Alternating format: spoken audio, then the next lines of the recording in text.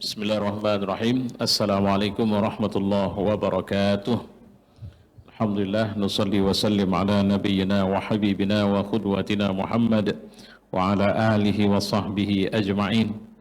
Qala Allah fil Qur'an, a'udzu billahi minasy syaithanir rajim. Bismillahirrahmanirrahim. Ya ayyuhalladzina amanu kutiba alaikumus syiyam kama kutiba alal ladzina min qablikum la'allakum tattaqun. Shadaqallahu wa shadaqa rasuluhu wa ba'du. Ayuhal jamaah, pada pertemuan yang lalu kita sudah masuk membahas idat Ramadan, perbekalan atau persiapan menuju Ramadan. Pada hari ini dengan waktu yang terbatas kita mencoba menuntaskan pembahasan kita itu, dan saya ingin mengajak kita untuk merenungi atau mentadaburi surat Baqarah ayat 183 yang saya baca tadi. Menjadi menarik dari sekian banyak perintah yang Allah berikan, masing-masing perintah itu ada istimewanya. Puasa istimewanya itu ternyata pada balasannya. Karena Allah tidak menyebutkan atau mendeskripsikan seperti apa balasan puasa secara jelas. Malah dalam satu hadis qudsi Allah mengatakan bahwa itu untukku dan itu aku yang balas. Jika kita bekerja di sebuah perusahaan besar, terdaftar, resmi, tapi oleh pimpinan perusahaan tidak dibenarkan agar nama kita masuk dalam daftar penggajian. Jadi kepada bendahara atau kelompok atau bidang terkait, CEO perusahaan mengatakan bahwa kalau Pak Anu nggak usah dimasukkan dalam daftar gaji, karena gaji dia urusan saya itu nanti. Kira-kira dengan ilustrasi seperti ini, apa bayangan kita gaji itu akan lebih sedikit atau jumlah yang besar? Saya pikir garansi seperti ini menunjukkan betapa sebenarnya kita menjadi perhatian khusus dari pemilik perusahaan. Ya, itu satu.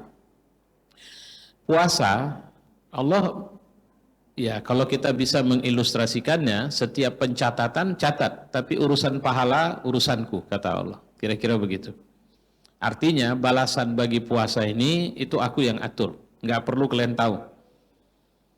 Kalau pemilik semesta raya sudah mengatakan seperti itu, saya pikir ada sesuatu yang amat sangat istimewa yang dipersiapkan untuk orang yang berpuasa ini. Ada sih bocorannya, walaupun tidak begitu apa istilahnya ya, bisa mendeskripsikan pahala atau keuntungan atau balasan puasa yang luar biasa. Seperti pernyataan Nabi SAW bahwa ketika akan masuk surga nanti, orang yang berpuasa itu pintu masuknya spesial. Bahkan sampai nama pintu masuknya disebutkan, Rayyan. Dan pintu ini kalau semua orang berpuasa sudah masuk, ini ditutup, nggak pernah dibuka lagi. Jadi yang menarik nih, ternyata Nabi tidak menjelaskan pahala puasa, tapi uniknya kalau semua ibadah kita itu targetnya adalah surga. Dan tidak sedikit diceritakan misalnya, kalau kita membaca Subhanallahil Azim wa bihamdih, maka Allah akan menambah atau menghidupkan atau menumbuhkan satu pohon di surga untuk kita. Jelas kalimat itu. Tapi ini tidak. Allah tidak cerita seperti apa bentuk kebahagiaan surganya. Malah yang diceritain cuma pintu masuk doang. Itu pun bukan pintu masuk ke rumah kita di surga. Cuma pintu masuk ke surganya. Kalau ilustrasi yang kita sampaikan misalnya, kita diundanglah oleh orang paling hebat lah, kita buat orang nomor 1 lah di Republik ini, Presiden Republik Indonesia mengundang kita untuk datang ke acara pesta dia, dan pesta ini dihadiri oleh 3 tipe atau 3 model undangan, undangan biasa, undangan VIP, dan undangan super VIP. Kalau undangannya ada 5.000 orang, ternyata super VIP itu cuma 50 orang saja. Dan kita salah satunya. Kalau kita buat bandingan, para menterinya saja hanya masuk kategori undangan VIP, bukan super VIP. Super VIP itu dijemput dari rumah, kemudian diantar ke tempat acara, dan pintu masuknya itu spesial. Tidak sekali dua mungkin kita pernah menghadiri pestanya orang-orang punya duit lah di kota Medan ini. Kalau dibuat di gedung, itu pintu masuk itu cukup, pintu masuknya saja cukup megah. Artinya didesain dengan aksesoris, dengan semua keindahan. Bayangkan kalau kita masuk pintu biasa, pasti tetap saja akan terjadi orang yang berkerumun, berdesak-desakan, sehingga kondisi bisa crowded dan macam-macam. Tapi kalau super VIP, wah itu spesial itu. Bayangkan masuknya saja spesial, itu pasti duduknya sudah disiapkan di dalam. Makannya boleh jadi juga sudah spesial. Saya tidak sekali dua menghadiri pesta misalnya yang kita diantar ke meja tertentu yang di situ sudah disiapkan makanan khusus yang tidak ada di tempat yang lain. Artinya di meja lain tidak disediakan. Kira-kira begitu. Nah, orang yang berpuasa itu akan masuk surga melalui pintu khusus. Kalau sudah pintu khusus, bayangkan itu. Kira-kira surganya insya Allah pun atau tempat balasan yang diberikan ini pasti very spesial. Itu yang harus kita pahami di situ. Pelayanannya spesial, very spesial. Orang masuk surga itu nggak ada yang lapar, nggak ada yang haus. Orang masuk surga itu adalah orang yang sudah kehilangan lapar dan haus, karena sebab mereka tidak perlu lagi lapar dan haus karena mereka sudah minum air yang disebut yang ada di mahsyar, yaitu air al-kausar. Sehingga kalaupun mereka makan, makannya itu semangatnya bukan karena lapar lagi, tapi karena menikmati makanan. Dan uniknya sudah nggak ada lapar, nggak ada haus, yang terjadi malah nggak ada kenyangnya. Sehingga kalau makan sebanyak apapun nggak kenyang-kenyang, dan bukan karena lapar. Saya pingin makan bakso sianu, padahal saya sudah makan. Itu sah-sah saja, karena memang saya ingin, dan saya ingin menikmatinya. Bayangkan kalau saya ingin datang dari satu keinginan untuk makan, otomatis saya akan makan sebanyak yang saya mau. Dan uniknya kalau di surga itu nggak ada kenyangnya. Yang menjadi menarik adalah ini yang masuk orang yang sudah biasa lapar di dunia, dihargai. Kalian selama ini sudah terbiasa menahan makan minum. Inilah saatnya kami akan menjamu kalian. Kalau boleh bahasanya lebih awam lagi, kalau kemarin kalian buka puasa sendirian, nah sekarang aku yang ladeni kalian untuk berbuka dari semua waktu yang kalian gunakan untuk menahan diri kemarin. Silahkan nikmati semuanya di sini. Coba bayangkan itu. Ini ilustrasi sederhana bahwa artinya apa sih keuntungan puasa kalau begitu? Nggak dapat. Cuma cerita pintu masuk doang. Jadi kalau kita melihat satu rumah cuma ketengok pintu masuknya saja, sementara kemewahan di dalam nggak nengok, itu rasa penasaran pasti akan semakin tinggi. Ini satu. Yang kedua, menjadi lebih menarik ketika ternyata Allah pun tidak menjanjikan sesuatu yang membuat kita bisa nyaman. Misalnya, la'allakum tuflihun. Puasalah kalian sebagaimana telah diwajibkan kepada orang sebelum kalian supaya kalian beruntung. Nggak ada kalimat beruntung. Tapi yang ada malah la'allakum tattaqun, supaya kalian bertakwa. Loh, ini ada apa ini? Kenapa harus kita mau dapat untungnya loh, kok kenapa malah dikasih takwa lagi? Takwa ini kan ini predicate, ini bicara kerja ini. Kerjakan apa yang diperintahkan, tinggalkan apa yang dilarang. Jadi kenapa saya harus menjadi yang bertakwa? Nah, ini mohon maaf, ini saya kembali mengatakan hanya ingin menyampaikan ini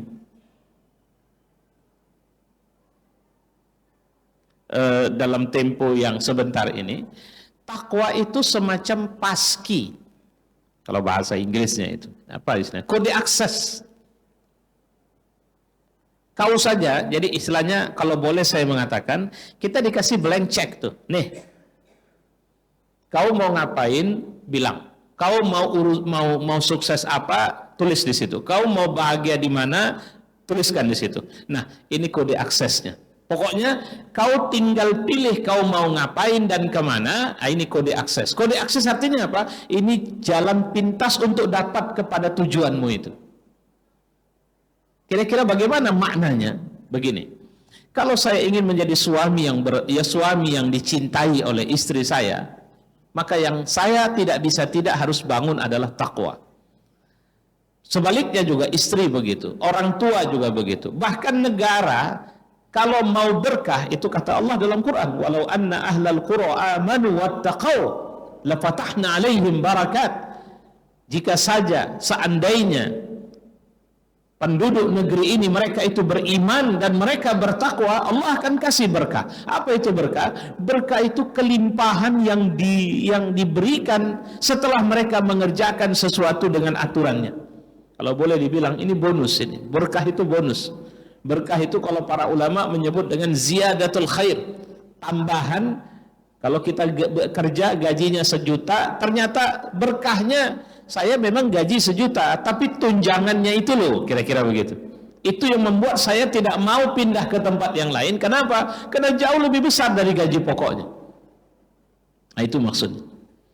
Dalam ayat lain, dalam yang paling sering disebut dengan sebutan ayat 1000 dinar, nah Allah mengatakan wa may yattaqillaha yaj'al lahu makhraja.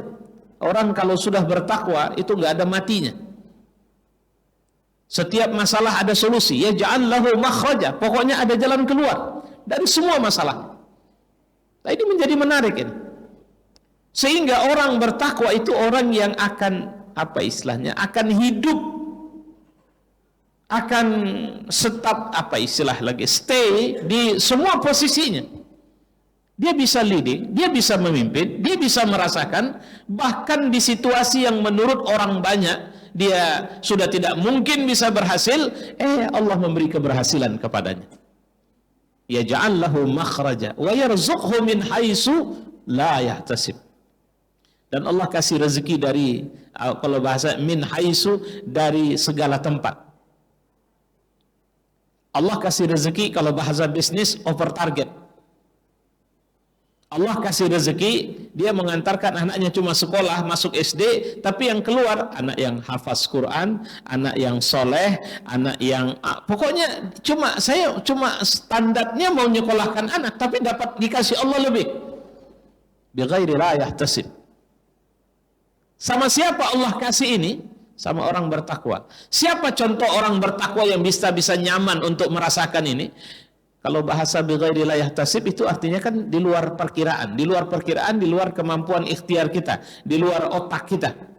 Nah, di Quran itu banyak sekali orang-orang yang diberikan solusi atas masalah mereka di luar perkiraan mereka, bahkan kalau saya menyebutkan kesertaan total Allah pada mereka. Di antaranya orang yang tidur 300 tahun, orang yang tidur 100 tahun, orang yang dibakar tidak mempan, orang yang melintasi lautan tanpa harus pakai kapal, tanpa pakai jembatan, orang yang tongkatnya berubah jadi ular, orang yang tidak pernah disentuh laki-laki dalam makna hubungan seksual apapun, tapi dia bisa hamil dan melahirkan. Ini ghairu la yahtasib, di luar perkiraan, tidak terbayangkan oleh mereka, tapi itu terjadi. Kalau kita misalnya orang dibakar, matilah dia. Orang nyebrang lautan, sampai kapan dia bisa? Itu pasti mati tenggelam, modar di tengah jalan itu. Orang yang ketika berhadapan dengan profesornya tukang sihir, lantas kemudian tukang sihir ini juga dipimpin oleh Fir'aun, tapi kemudian wah ini bakal selesailah Musa, ini habislah ini. Ternyata tidak. Maryam, saya pikir siapa yang bisa mengatakan jika ada perempuan sekarang sesoleh Maryam, atau kita bilang saja Maryam, yang tidak pernah keluar dari mihrab, selalu beribadah, tidak pernah melakukan macam-macam. Laki-laki yang paling sering mengunjunginya adalah Zakaria, Nabi Allah SWT. Terus apa yang terjadi? Dia hamil. Saya pikir nggak logik kalau sekarang ada perempuan, walau ini kan bahasanya sesoleh itu, kalau hamil itu pasti berzina itu, atau diperkosa. Coba dua kemungkinan. Tapi ini terjadi. Dan untuk menjawab semua tuduhan itu, Allah memberikan mukjizat. Nabi Isa Al-Masih yang lahir dari rahim Maryam itu mengucapkan kalimat bahwa ibuku ini orang bersih. Dan nanti satu hari kelak aku bahkan akan menjadi nabi. Bahkan kalimat yang diabadikan dalam Quran, salamun alayya yauma wulidtu wa yauma amutu wa yauma ab'atsu hayya. Selamat atasku di saat aku dilahirkan. Jadi keselamatan, tidak ada keburukan. Nah, kalau kita ambil, mungkin kita bilang, Ustadz, itu kan yang Ustadz bilang, min haitsu la yahtasib, yang Ustadz ceritakan semua di Quran itu kan cerita para nabi. Nah, ini bukan bicara cerita sekedar para nabi. Nabi itu contoh sama kita. Ini cerita tentang jika kita bertakwa, maka Allah akan memberikan yang tidak muskil akan terjadi seperti yang diberikan kepada para nabi itu. Maka pertanyaan atau ungkapan kita terakhir, pertanyaannya adalah siapa atau bagaimana supaya kita bisa mendapat paski ini? Jawabannya, ambil di Ramadan. Karena Ramadan itu sering disebut dengan Syahrul Mubarak, Syahrul Mubarak, bulan yang penuh dengan keberkahan. Berkah itu apa? Pokoknya bulan bonus itu. Kalau bicara ada orang, saya sedang susah, saya pingin kali berangkat ke Tanah Suci, saya mau berdoa di depan Ka'bah. Ngapain jauh-jauh ke sana? Kalau boleh dibilang, ke depan Ka'bah sekedar berdoa, itu persoalan kenapa mau ke sana, karena tempatnya berkah. Jadi Allah menyediakan bukan sekedar tempat, tapi ada waktu yang berkah, ada tempat yang berkah. Jadi kalau tidak bisa kita pergi dan bergeser ke tempat yang berkah, Allah datangkan waktu yang itu berkah. Apa contohnya? Yaitu tidak ada doa kecuali makbul. Cerita tentang keberkahan Ramadan misalnya, sahurlah kalian, karena pada sahur itu ada berkah. Berkah itu apa? Pokoknya kalau kalian tahu, jadi kalau yang disuruh sahur ini kan bukan orang miskin, jadi jangan lupa berkahnya itu bukan cuma duit, bukan cuma harta. Ini kalau orang-orang punya duit, orang-orang kaya itu tahu, pejabat-pejabat itu tahu bahwa pada sahur itu ada berkah, dan berkah itu adalah sesuatu yang dia pasti butuh, nggak akan dia tinggalkan sahur itu. Kira-kira begitu. Ya, apa di antara keuntungan orang sahur? Misalnya Allah mengirimkan malaikat yang akan memohonkan keampunan untuknya, dan tidak ada doa yang dia ucapkan pada waktu itu kecuali istijabah, Allah kabulkan doanya. Begitu juga dengan berbuka, begitu juga dengan sepanjang berpuasa. Bahkan ada satu malam yang kalau kita beribadah di malam itu khairun min alfi syahr, itu lebih baik dari 1000 bulan. Kalau bahasa, walaupun mau diterjemahkan bagaimana, apakah saya bisa dapat, apakah orang beriman insya Allah dapat, walaupun dengan kadar-kadar yang tentu saja berbeda, tentu dengan optimalisasi ibadah yang dia lakukan. Nah sekarang yang patut kita perhatikan, bagaimana kita bisa mengaktifasi takwa di Ramadan. Ini ada 4 hal. Pertama dengan puasa, kedua dengan bersahabat. Saya tidak menyatakan membaca, tapi bersahabat dengan Quran. Jadikan Quran adalah teman duduk, teman sendiri, teman berdua, teman bertiga, teman berempat. Pokoknya every time, kecuali tempat yang tidak baik. Jadikan Quran adalah teman kita sepanjang Ramadan. Dekati Quran dengan cara membacanya, dekati Quran dengan cara mengambil value, nilainya. Cobalah nanti satu ayat saja. Fa inna ma'al usri yusra, maka bersama kesulitan ada kemudahan. Coba gali itu harta karun itu loh. Ya. Faqula lahu qawlan karima, bicaralah kepada keduanya kalimat yang mulia, memuliakan, karima. Nah, coba cari tahu apa yang dimaksud dengan qawlan karima kepada orang tua. Jadi artinya saya bilang persahabatan dimulai dengan menggali makna-makna utama sampai kita bisa mendapat spirit yang bisa kita install dalam karakter kita, sehingga kita menjadi manusia Qur'ani insyaallah. Kemudian ketiga, melakukan sedekah. Sedekah ini sebenarnya kontribusi. Jadi kita berkontribusi, mencoba menebar manfaat yang kita rasakan kepada orang banyak. Ya.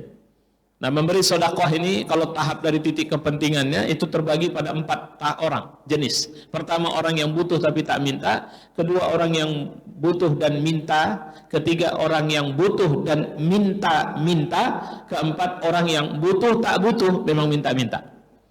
Nah, di Ramadan kita paling banyak yang kita lihat yang keempat itu. Walaupun kadar kepentingannya, tingkat manfaatnya lebih rendah, karena banyak orang yang di Ramadan yang kerjanya butuh tak butuh minta-minta, itu bukan tidak mungkin punya kereta, punya rumah, punya mobil, bahkan ada yang rumahnya 2, bahkan ada yang istrinya pun 2. Saya ngomong bukan bercanda, karena ada faktanya itu. Ya. Jadi tukang minta-minta, sampai saya terkejut. Lebih 10 tahun yang lalu ada peminta-minta buta, dia modelnya cara minta-mintanya digendong. Yang gendong itu dia gaji per harinya 150.000. Coba bayangkan, sebulan 4,5 juta itu yang gendong aja. Otomatis lebih, maaf cakap, yang tukang jaga atau ngatur mobil-mobil kita lebih besar gaji tukang gendong pengemis. Pengemis pun tak mau kerja yang lain. Ingat waktu Ridwan Kamil jadi wali kota di Bandung, pengamen atau peminta-minta pinggir jalan itu dia bilang, cobalah saya kasih kerjaan. Dia bilang apa? Kalau Anda bisa kasih kami 5 juta sebulan, kami berhenti. Tapi kalau Anda tidak bisa kasih 5 juta sebulan, mohon maaf, penghasilan kami bisa lebih dari 5 juta. Jadi masalahnya orang yang begini, ini yang saya sepakat, nggak usah dikasih. Ya. Jadi mana yang harus kita kasih? Kalau dia butuh tidak minta, butuh minta, dan butuh minta-minta. Kenapa? Yang butuh minta-minta biasanya ini fakir miskin ini. Ya, kerja tak ada apa semua. Wallahu a'lam bishawab. Baru yang terakhir qiyamul lail. Qiyamul lail Masjid Al-Jihad tergolong masjid yang cukup fenomenal setiap Ramadan. Dalam situasi di luar Covid kemarin, itu prestasi kita melaksanakan qiyamul lail, i'tikaf, kegiatan i'tikaf walaupun cuma dikerjakan di malam harinya saja, itu kalau mengikut imam kita itu yang saya dengar itu lebih dari 3.000 orang hadir. Dari 3.000 itu Masya Allah itu disediakan semua makannya. Cuma saya perlu sampaikan, kalau Bapak datang mau itikaf nanti di masjid kita ini, jangan itikaf cuma numpang ngobrol di teras saja. Itikaf itu masuk masjid. Jangan itikaf bawa HP kemudian chatting sana chatting sini, browsing sana browsing sini. Bagus nggak usah ke masjid lah. Kalau bahasanya itikaf itu sebenarnya, mohon maaf ya Ustadz, yang penting kan saya ke masjid. Nah kalau itunya mau Bapak udah nggak apa-apa, nggak ada masalah. Tapi kalau mau mengikuti adab dan tertib i'tikaf, jangan begitu. Karena malah tidak akan mendapat manfaat, malah hati-hati, bukan tidak mungkin kita terjebak pada lagho atau dosa nanti. Baik, saya kira ini mudah-mudahan Allah memberi keberkahan kepada kita semua, dan insya Allah nanti kita akan melanjutkan diskusi kita ini. Kalau di Ramadan jadwal saya kemarin disepakati setiap habis zuhur hari Sabtu sepanjang bulan Ramadan. Mari kita tutup dengan doa. Alhamdulillahirabbil alamin wassalatu wassalamu ala asyrafil anbiya wal mursalin wa ala alihi wa sahbihi ajma'in. Allahumma ja'al hadha jama'ana fi hadzal majlis jama'an marhumah wa tafarruquna min ba'dihi tafarruqan ma'sumah. Rabbana atina fid dunya hasanah wa fil akhirati hasanah wa qina azaban nar. Wa sallallahu wasallam ala Muhammad wa ala alihi wa sahbihi ajma'in. Walhamdulillahirabbil alamin. Taqabbalallahu minkum.